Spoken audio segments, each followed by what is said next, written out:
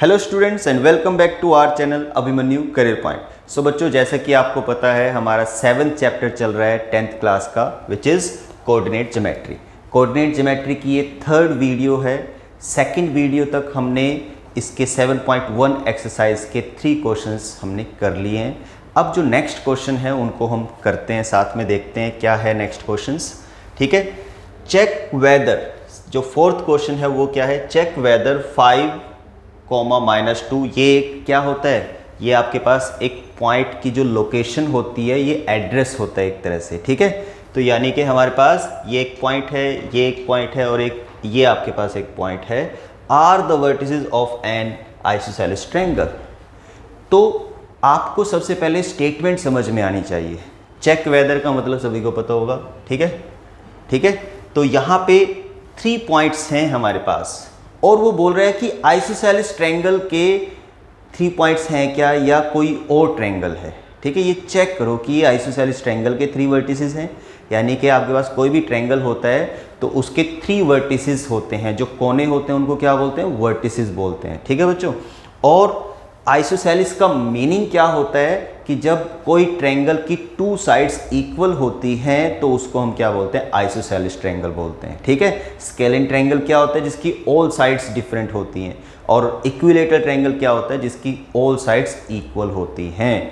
ठीक है, तो ये जब हमें पता होगा, साइड वाइज जब हम एंगल को सेग्रीगेट करते हैं तो there are 3 kinds of triangle. One is scalene, another is isosceles and equilateral. ठीक है, तो यहाँ पे आइसोसेलेस ट्रायंगल की प्रॉपर्टी को यूज़ करके हम क्या करेंगे, इस क्वेश्चन का आंसर निकालेंगे।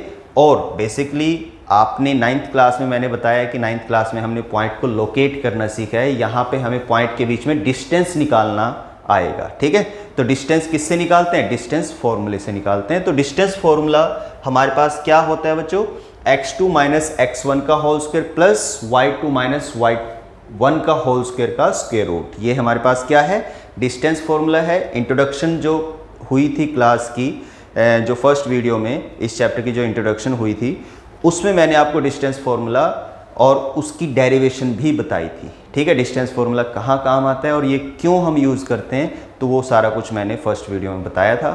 तो यहाँ पे हम डायरेक्ट डिस्टेंस फॉर्मूले को यूज़ करके हम क्या कराएंगे, डिस्टेंस निकालेंगे। आपके पास ये मैं समझा देता हूँ क्या है। देखो, ये एक ट्रायंगल है। जो वर्टिसेस होते हैं ट्रायंगल के, वो क्या होते हैं, एक तरह से कोने होते हैं। कोने के जो पॉइंट होते हैं उनको वर्टिसेस बोलते हैं और उन पॉइंट को एड्रेस किया गया है। ये 3 पॉइंट्स हैं हमारे पास, 5 - 2, 6, 4 एंड 7 - 2। तो इन 3 पॉइंट्स को हमें कैसे पता चलेगा बच्चों कि ये आइसोसेलेस ट्रायंगल है या नहीं है। ठीक है, तो जब हम, अगर जो आपको इन तीनों साइड्स की लेंथ पता हो तो आप डायरेक्ट बता सकते हो, क्योंकि आपको पता है कि आइसोसेलेस ट्रायंगल क्या होता है, जिसकी 2 साइड्स इक्वल होती हैं। ठीक है, अब हमारे पास अगर इनकी लेंथ पता होगी, यानी कि ए बी पता हो, बी सी पता हो और सी ए की लेंथ अगर जो आपको पता हो, तो आप बता सकते हो कि इज इट आइसोसेलेस और नॉट। क्लियर। तो ये हम बेसिक थीम इस क्वेश्चन का, या बेसिकली हम कैसे कर सकते हैं इस क्वेश्चन को, ऐसे कर सकते हैं। डन। तो अब हमारे पास क्या है, अब ये तो पता चल गया है कि इसमें निकालना क्या है हमें, हमारी रिक्वायरमेंट क्या है। अब वो रिक्वायरमेंट को फुलफिल कैसे करेंगे हम, उस रिक्वायरमेंट को फुलफिल कैसे करेंगे बच्चे, जब हमारे पास ए बी की लेंथ होगी। और ए बी की लेंथ कहाँ से आएगी, डिस्टेंस फॉर्मूले से आएगी। ठीक है, तो डिस्टेंस फॉर्मूला हमारे पास क्या है, A B is equals to, मैंने बोला था आपको कि 6 - 5 यानी कि x2 - x1 का whole square plus y2 - y1 का होल स्क्वायर। तो ये +2 हो जाएगा तो 6 का होल स्क्वायर होगा, रूट 1 + 36 का स्क्वायर रूट कराएंगे, रूट 37। ठीक है, square root of 37 which is equals to 6.08, approximately 6.08 के करीब होता है। तो ठीक है, यहाँ पे हम 37 ही लेकर चल रहे हैं। अब हमने क्या निकाला, हमने लेंथ निकाली ए बी की, फिर हम लेंथ निकालते हैं BC की। BC की लेंथ निकालते हैं तो उसमें x1 का रोल कौन प्ले करेगा बच्चे, 6, x2 का रोल कौन प्ले करेगा, y1 का रोल कौन प्ले करेगा, 4, x2 का 7 एंड y2 का -2। तो फॉर्मूले में पुट कराएंगे तो वहाँ पे ये आ जाएगा। वहाँ से भी हमें क्या वैल्यू मिल रही है, रूट 37। ठीक है, तो वैसे तो आपको पता चल गया है कि दो वैल्यूज़, दो साइड्स का जो हम बोल सकते हैं कि जो लेंथ है वो इक्वल आ गई है, ठीक है। ये तो हमें पता चल गया, थोड़ा थोड़ा आपको आइडिया लगने लगा होगा कि इसको क्वेश्चन को कैसे करते हैं। AC, अब हमने क्या निकाला, AC यानी कि ये लेंथ निकाली। वो लेंथ आपके पास क्या आ रही है, 4 आ रही है बाय डिस्टेंस फॉर्मूला। आप देख सकते हो, इसको खुद से करोगे तो ज़्यादा आपके लिए बेनिफिशियल रहेगा। सारी जो लेंथ हम निकाल रहे हैं उसमें डिस्टेंस फॉर्मूला लग रहा है, और डिस्टेंस फॉर्मूला किस तरह से लगाते हैं ये आपको अच्छी तरह आता है, ठीक है। तो यहाँ पे x1 का रोल कौन प्ले करेगा, 7, क्योंकि हमें AC निकाल रहे हैं, या अगर जो AC निकाल रहे हैं तो इसको x1 का रोल प्ले करा रहे हैं हम। ये आ गया, x1 5 आ जाएगा और x2 7 आ जाएगा। यहाँ पे y1 आपके पास -2 आ जाएगा और y2 आपके पास 2 आ जाएगा, -2 आ जाएगा, ठीक है। तो वहाँ से ये वैल्यूज़ आएंगी और इसको सोल्व कराएंगे तो आपके पास 2 आएगा। तो यहाँ पे थर्ड जो लेंथ है वो डिफरेंट आ रही है, 2 लेंथ √37 स्क्वायर रूट 37 आ रही है। तो अब आपको ये तो आइडिया लग गया होगा कि ये क्या है, दो लेंथ तो हमारे पास सेम है, बट एक कंडीशन होती है बच्चे ट्रायंगल की, कि एक कोई ट्रायंगल फॉर्म कब कर सकते हैं हम, है ना। ये आपके पास एक क्वेश्चन आता है, जब 2 साइड्स का sum always greater than third side होता है तो वो ट्रायंगल फॉर्म हो सकता है, ठीक है। अब वो ट्रायंगल यहाँ पे भी देखेंगे कि ये जो लेंथ आई है, क्या ये इनसे कोई ट्रायंगल बनता भी है कि नहीं बनता है ना, ये जरूरी है, ठीक है। तो उसके लिए हमने देखा ये 6.8 है, ये 6.08 है, ये भी 6.08 है और ये 2 है। तो कोई भी दो साइड आप ले सकते हो, AB plus BC always greater then AC होगा। देख लो, AC आपके पास 2 है और AB plus AC always greater then BC होगा। देखो आपके पास 6.08 प्लस 2 8.0208, ठीक है, और वो ऑलवेज ग्रेटर देन होगा 6.08 से, ठीक है। तो BC से ग्रेटर देन होगा। इसी तरह BC plus AC always greater then AB। तो ये आपके पास क्या आ गया है कि हमें ये पता है कि ट्रायंगल पहले तो कब फॉर्म्ड होता है, 2 साइड्स का जो लेंथ का जो सम होता है वो always greater than third side होता है, तो दैट मीन्स वो ट्रायंगल फॉर्म्ड कर सकता है। अब ट्रायंगल फॉर्म्ड कर रहा है तो उसमें हम देखेंगे कि दो साइड्स मतलब दो साइड्स की जो लेंथ है वो सेम है, so therefore it is an isosceles triangle, ठीक है। तो ये आपके पास यहाँ पे लिख दिया है, therefore ABC is a triangle as the sum of 2 sides of triangle is greater than the third sides, ठीक है, वो थर्ड साइड से ग्रेटर देन है। And since AB is equals to BC is equals to 6.08 and therefore दो side हमारे पास equal आ गई है, therefore it is an isosceles triangle. मैंने वैसे आपको सब कुछ बता दिया है, बट यहाँ पे जिस तरह से प्रॉपर वे में इसको कर सकते हैं वो यहाँ पे एक्सप्लेन कर रखा है मैंने, तो इसको देखकर आप एक्सप्लेन कर सकते हो और इस तरह क्वेश्चन को ऐसे आप कर सकते हो, तो आपके कहीं पे भी मार्क्स नहीं कटेंगे, ठीक है।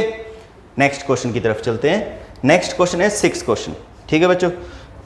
अब हमने 5th क्वेश्चन क्यों नहीं किया, 5th क्वेश्चन बच्चे आपके पास क्या आता है, 5th क्वेश्चन में एक एक्टिविटी बेस्ड है, ठीक है। उसमें एक आपके पास टेबल वगैरह बनाया हुआ है, तो वहाँ से आपको पॉइंट को लोकेट करना है, पॉइंट का एड्रेस फाइंड आउट करना है, एंड एड्रेस फाइंड आउट करने के बाद आपको क्या करना होगा, उसका डिस्टेंस निकालना है कि वो किस टाइप का फिगर है। एक क्वाड्रिलेटरल बनता है, वो स्क्वायर है क्या, रेक्टेंगल है क्या, या पैरेललोग्राम है, ठीक है। तो वहाँ पे भी हम डिस्टेंस निकालेंगे और उसको कर सकते हैं, तो वो आप खुद से कर लेना, ठीक है। मैंने आपको आइडिया दे दिया कैसे कर सकते हैं। अब हम करते हैं 6th क्वेश्चन। तो 6th क्वेश्चन में क्या है, 6th क्वेश्चन में बेसिकली इसमें भी क्या करना है, फिगर को हमें फाइंड आउट करना है कि ये फिगर स्क्वायर है, रेक्टेंगल है, या आपके पास पैरेललोग्राम है, रोम्बस है, ठीक है। तो ये हमें फाइंड आउट करना है। तो आपके पास वो कह रहा है कि name the type of quadrilateral formed, जो हमें नाम बताना है क्वाड्रिलेटरल का जो फॉर्म्ड हो रहा है थ्रू दीज 4 वर्टिसेस, ठीक है। जो हमारे पास 4 वर्टिसेस गिवन है ना, तो उनसे हमें बताना है कि ये कौन सा क्वाड्रिलेटरल है, स्क्वायर है क्या, रेक्टेंगल है क्या, है ना, पैरेललोग्राम है क्या। तो इनकी प्रॉपर्टीज़ पता होना आपको ज़रूरी है, तभी आप बता सकते हो कि this is a square, this is a parallelogram, ठीक है। तो ये डिफरेंस आपको पता होना चाहिए प्रॉपर्टीज़ में, इफ़ एनी, अगर जो वो है by the following points and give the reason for your answer.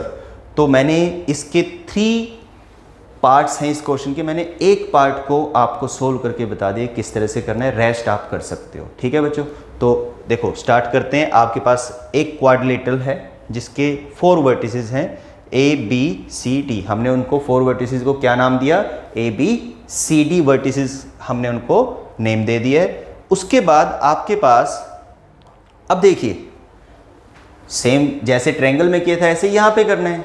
तो आप कैसे बता सकते हो कि ये स्क्वायर है क्या, रेक्टेंगल है क्या, पैरेललोग्राम है क्या, रोम्बस है क्या, है ना, कैसे बता सकते हो आप। तो बच्चों उसके लिए आपको लेंथ पता होनी चाहिए, उसके लिए साइड्स पता होनी चाहिए, साइड्स की जो लेंथ होती है वो पता होनी चाहिए। यानी कि ए बी की लेंथ आपको पता होनी चाहिए, B C, C D, D A. अगर जो ये आपको पता होगा तब आप बता सकते हो कि ये क्या है, स्क्वायर है क्या। ठीक है, और डायगोनल की लेंथ भी हमें पता होनी चाहिए, ये क्या है, डायगोनल है। अगर जो ए सी को ज्वाइन करा देंगे तो एक डायगोनल आ जाएगा, और बी डी को ज्वाइन कराएंगे तो अनदर डायगोनल आएगा। ठीक है, क्वाड्रिलेटरल में 2 डायगोनल्स ही हो सकते हैं। ठीक है, तो दोनों डायगोनल की लेंथ प्लस साइड्स, अगर जो हमें उनकी लेंथ पता होगी तो हम क्या कर सकते हैं बच्चों, बता सकते हैं कि ये कौन सा फिगर है ना। तो इसी में इसमें भी क्या करना होगा हमें, वर्टिसेस तो हमारे पास गिवन है, और वर्टिसेस के साथ हम डिस्टेंस फॉर्मूले को अप्लाई करा के हम क्या निकाल सकते हैं, ए बी की लेंथ निकाल सकते हैं, बी सी की लेंथ निकाल सकते हैं, सी डी की लेंथ निकाल सकते हैं, और डी ए की लेंथ निकाल सकते हैं। ठीक है ना। तो अगर जो हमारे पास ये चारों लेंथ और डायगोनल की लेंथ भी अगर जो हमारे पास आ जाए तो हम बता सकते हैं कि ये फिगर कौन सा है। ठीक है, स्टार्ट करते हैं। देखो 4 वर्टिसेस हैं। The figure coordinates of A B C and D are this and this respectively, apply the distance formula. जो मैंने अभी तक बताया वही मैंने यहाँ पे लिख दिया। ठीक है, तो ये डिस्टेंस फॉर्मूला अप्लाई कर दिया है। डिस्टेंस फॉर्मूला अप्लाई करने के बाद आपके पास ए बी की जो लेंथ आएगी वो क्या होगा, इसमें x1 ये आ जाएगा, y1 ये होगा, x2 और y2। ठीक है, क्लियर हुआ। देखो बच्चों इसको खुद से करना पड़ेगा, देखकर तो आपको जो मैं बता रहा हूँ, जो समझा रहा हूँ वो आपको समझ में आ जाएगा, और देख के आपको लगेगा कि ये इजी है, बट जब हम करने लगते हैं तो हमें कन्फ्यूज़न होती है।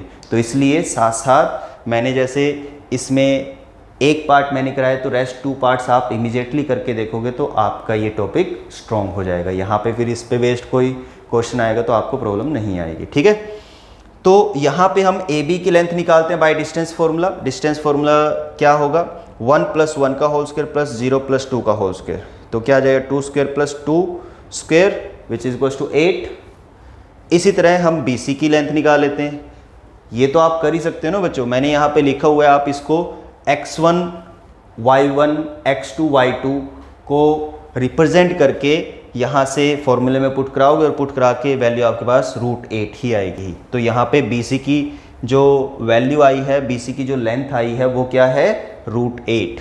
ठीक है, और इधर CD की भी लेंथ क्या है, ये आई है √8 आई है, और इधर आपके पास AD की जो लेंथ, यानी कि इन चारों की हमारे पास जो लेंथ है दिस, अब ये चारों की जो लेंथ है √8 है।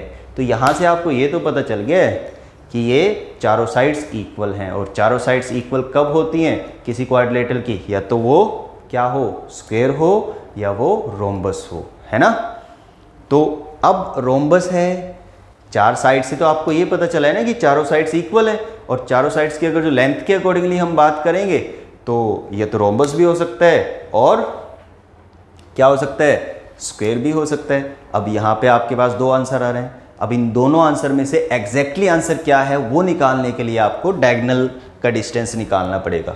तो AC और BD निकालो। तो AC की लेंथ निकालेंगे तो वो क्या आ रही है आपके पास, यहाँ पे वो 4 आ रही है, और BD की लेंथ भी आपके पास 4 आ रही है। तो अब आप एक फाइनल कंक्लूजन पे पहुंच सकते हो कि दिस इज रोम्बस और स्क्वायर, है ना। अब कैसे, तो यहाँ पे आपको प्रॉपर्टीज पता होनी चाहिए। अब बच्चों रोम्बस और स्क्वायर में प्रॉपर्टी में जो डिफरेंस है, ठीक है, वो क्या है, रोम्बस के डायगोनल क्या होते हैं बच्चों, अनइक्वल होते हैं, और स्क्वायर के जो डायगोनल होते हैं वो इक्वल होते हैं। तो यहाँ से अब आपको आंसर मिल गया होगा, इट इज़ अ स्क्वायर, है ना, क्योंकि डायगोनल जो है वो इक्वल है। बाइसेक्ट करते हैं, वो परपेंडिकुलरली बाइसेक्ट करते हैं, बट यहाँ पे तो हमें लेंथ वाइज सेग्रीगेशन करनी है ना, तो लेंथ के थ्रू हम सेग्रीगेशन कर सकते हैं कि ये क्या है, स्क्वायर है, ये रोम्बस नहीं है। ठीक है, क्यों? क्योंकि इसके जो दोनों डायगोनल हैं वो इक्वल आ गए हैं, और डायगोनल इक्वल किस फिगर में होते हैं, किस क्वाड्रिलेटरल में होते हैं, वो होते हैं स्क्वायर में। ठीक है, इसी तरह से आपके पास और क्या आ सकता है, एक आपके पास आ सकता है हम बोल सकते हैं पैरेललोग्राम एंड रेक्टेंगल। अब देखिए पैरेललोग्राम में भी अपोजिट साइड्स इक्वल होती हैं, है ना, और लेंथ वाइज, और रेक्टेंगल में भी अपोजिट साइड इक्वल होती हैं। तो आप कैसे सेग्रीगेशन करोगे कि ये रेक्टेंगल में रेक्टेंगल है कि पैरेललोग्राम है, तो वहाँ पे भी डायगोनल आपको हेल्प करता है, डायगोनल की लेंथ आपको हेल्प करती है कि इट इज़ अ रेक्टेंगल और इट इज़ अ पैरेललोग्राम। ठीक है, तो क्या करेंगे हम उस फिगर में, ध्यान से सुनना, उस फिगर में हम डायगोनल निकाल लेंगे। क्या डिफरेंस होता है रेक्टेंगल में और एक पैरेललोग्राम में? अपोजिट लेंथ वाइज देखते हैं तो अपोजिट साइड तो इक्वल होती है। अगर जो हम डायगोनल की बात करें तो डायगोनल अनइक्वल होते हैं पैरेललोग्राम में, और रेक्टेंगल में क्या होते हैं, इक्वल होते हैं।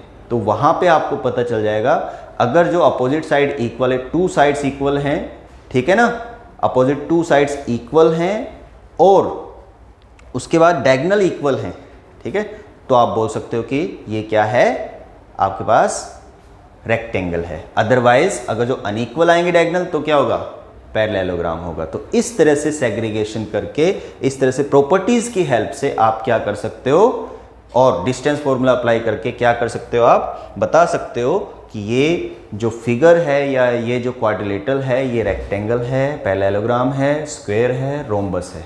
तो इनमें से इस तरह से सेग्रीगेशन कर सकते हो। आपको 6 क्या होंगी, लेंथ निकालनी होगी। 6 लेंथ को निकालना होगा, AB, BC, CD, AD और 2 डायगोनल्स। तो इन 6 लेंथ को निकालने के बाद आप एक फाइनल कंक्लूजन पे पहुंच जाते हो कि ये आपके पास स्क्वायर है क्या, है ना। तो जो भी आपके पास क्वाड्रिलेटरल की टाइप होते हैं उनमें से हम बता देंगे। तो ये आपके पास क्या है, हमने 6 क्वेश्चन कर लिए हैं बच्चों, और 6 क्वेश्चन में इसी तरह से आपको क्वेश्चन को थोड़ा सा मोल्ड करके दे देगा। डिस्टेंस फॉर्मूला अप्लाई होगा, ठीक है, आपको क्वेश्चन को समझना होगा, और क्वेश्चन को समझ के डिस्टेंस फॉर्मूले की हेल्प से हम जो भी क्वेश्चन की रिक्वायरमेंट है उसको कैसे फुलफिल कर सकते हैं, वैसे हम अगर जो अप्रोच रखेंगे तो आपके लिए ये कंसेप्ट बहुत ही ईजी हो जाएगा।